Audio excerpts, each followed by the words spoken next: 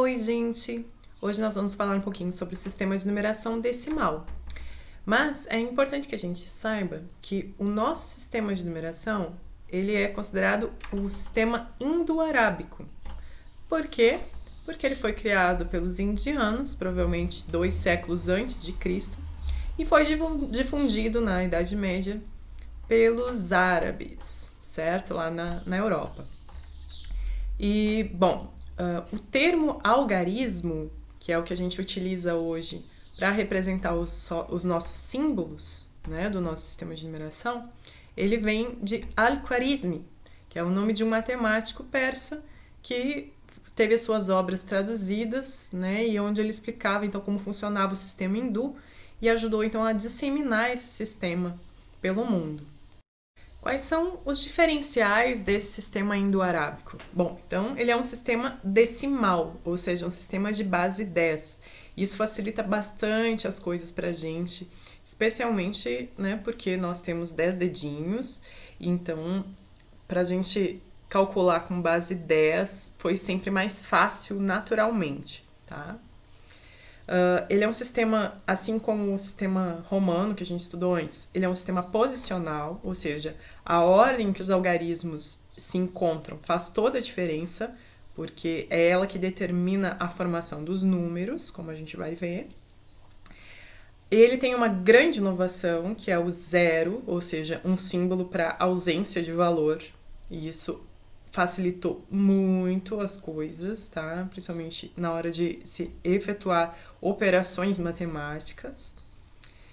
E, bom, ele é formado por 10 algarismos, ou seja, 10 símbolos. Quais são esses símbolos? Bom, são os símbolos que a gente conhece bem, né? Então, o 0, o 1, 2, 3, 4, 5, 6, 7, 8 e o 9. Então, com esses 10 algarismos, eu formo infinitos números, certo? Infinitos numerais eu posso formar com estes símbolos. Nesse sistema, a posição de cada algarismo representa uma ordem, tá? Então, é importante lembrar que a cada 3 ordens nós temos uma classe, que as ordens se contam da direita para a esquerda, mas o número ele vai continuar sendo lido da esquerda para a direita.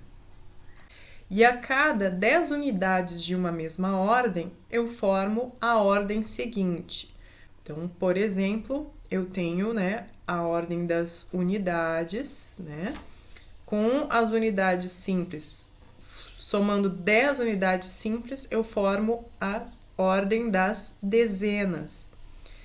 E terminando, juntando 10 dezenas, eu vou formar uma centena.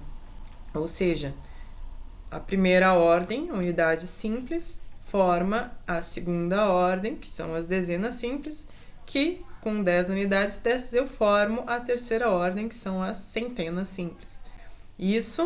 Essas 3 primeiras ordens formam uma classe. Tá? Então, cada classe de números é formada por 3 ordens. Então, a primeira classe é a classe das unidades simples, que vai ser exatamente formada por essas 3 ordens: unidades, dezenas e centenas. A partir daí, eu vou ter as minhas outras classes. Então, depois eu tenho a classe dos milhares. A classe dos milhares, ela vai ser formada pelo quê?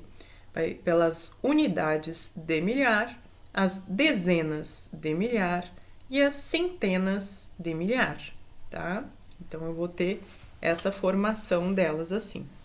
E aí, a quarta ordem, né, é a ordem das unidades de milhar, ou seja, eu vou ter a segunda classe, que é a classe dos milhares, onde eu vou ter a quarta, a quinta e a sexta ordem.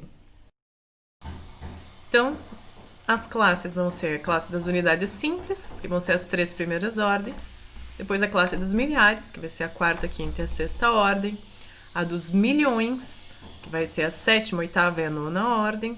E assim por diante. bilhões, trilhões, quatrilhões, quintilhões, sextilhões, septilhões, octilhões, nonilhões, decilhões e assim por diante. Como é que eu vou fazer a leitura desses números? A gente faz a leitura sempre da esquerda para a direita através das divisões das classes, tá?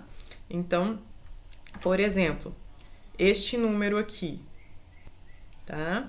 Eu vou primeiro separar aqui em 3, certo? De 3 em 3 para ficar mais fácil a minha leitura. Então, eu estou vendo que eu vou começar aqui na segunda classe, né? Então, na classe dos milhares. Então, 254.325. Só para enfatizar, né, aquela questão de que esse é um sistema posicional e que a ordem importa. Então, o número 123, ele é diferente do número 321. Por quê? Porque a ordem em que cada algarismo está altera o seu valor. Então, aqui eu vou ter o 1 na casa das centenas, o 2 na casa das dezenas e o 3 na casa das unidades, formando 123. Enquanto aqui embaixo eu vou ter o 3 ocupando a casa das centenas, o 2 das dezenas e o 1 das unidades. Ou seja, 3 centenas, 2 dezenas e 1 unidade, formando o número 321. Ou seja, um sistema posicional. A ordem em que os algarismos estão faz com que ele se transforme em outro número, ele tem um outro significado numérico.